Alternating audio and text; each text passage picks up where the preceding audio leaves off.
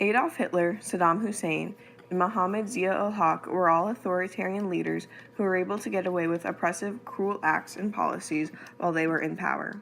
The horrible things they did might cause you to ask, what circumstances allowed them to come into power in the first place?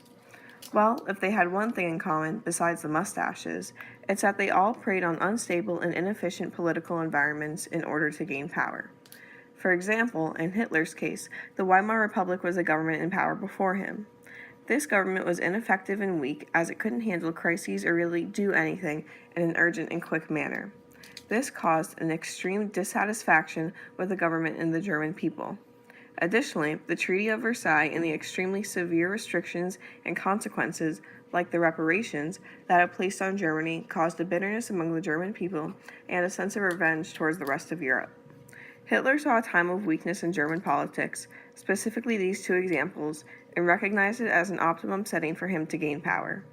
Because the German people were so upset and disenfranchised with their current government, they were that much more enthusiastic about Hitler's huge promises. Another example of inefficient leadership was the Prime Minister Bhutto, who was in power before Zia executed him. Although many people see Bhutto's attempts to socialize and secularize Pakistan as a good thing, it actually led Zia to gain power because Pakistan's religious parties were dissatisfied with and disliked Bhutto's attempts, just like the people in Germany were dissatisfied with and disliked the Weimar Republic. In Pakistan, these Islamists thought that Bhutto's leadership and political agenda posed a threat to their religion.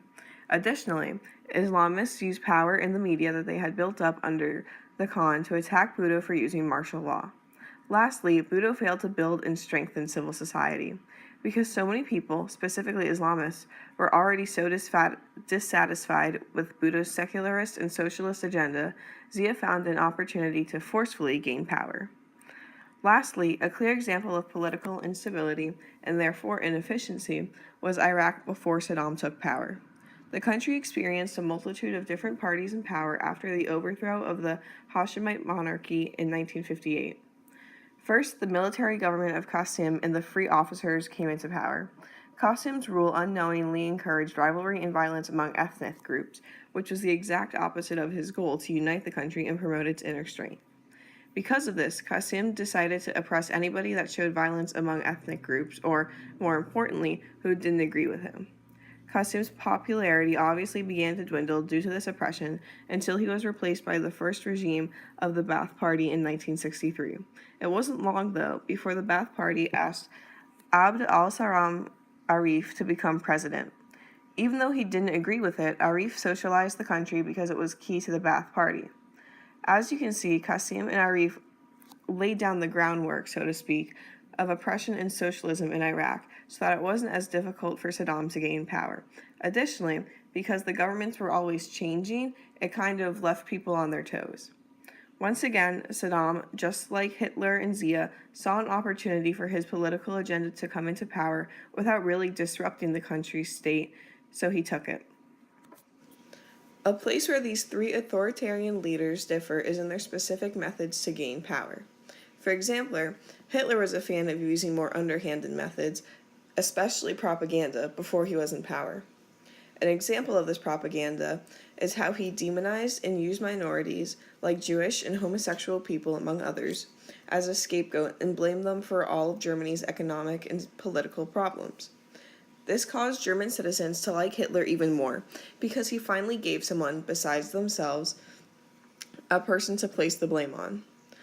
Another example was the burning of the Reichstag, which was blamed on communists, causing an even deeper dislike of them. Both of these examples, and the fact that while they were both happening, the German people weren't aware of them, show how Hitler used more discreet methods to gain power. Zia, on the other hand, used brute force. The clearest example of this is his overthrow of Bhutto, who he then executed for plotting the murder of a political opponent.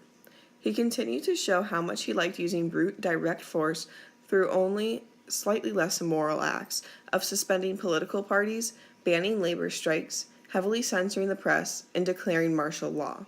As you can see, while Hitler's methods were equally immoral, they were more underhanded and deceitful than Zia's more direct, overt method of attaining power. Lastly, Saddam also used force, but not in such a person-to-person exchange like Zia did. Instead, he participated in numerous coups to overthrow the current government. At the age of 19, he first took part in a rebellion against King Faisal in 1956, which failed. 3 years later, he attempted to assassinate the Prime Minister of Iraq, which also failed, and then Saddam fled to Egypt. He came back and was put in jail. However, after he escaped, al-Bakr and Saddam led a bloodless coup and took power in Iraq. Shortly after, al-Bakr let Saddam take complete power when Saddam got rid of any suspicious opponents in the Ba'ath Party. So, while he did use brute force like Zia, it was more over a long period of time and in a less direct and singled-out manner than Zia. These differing methods of gaining power, yet similar political environments, allowed all three of these authoritarian leaders to gain complete control.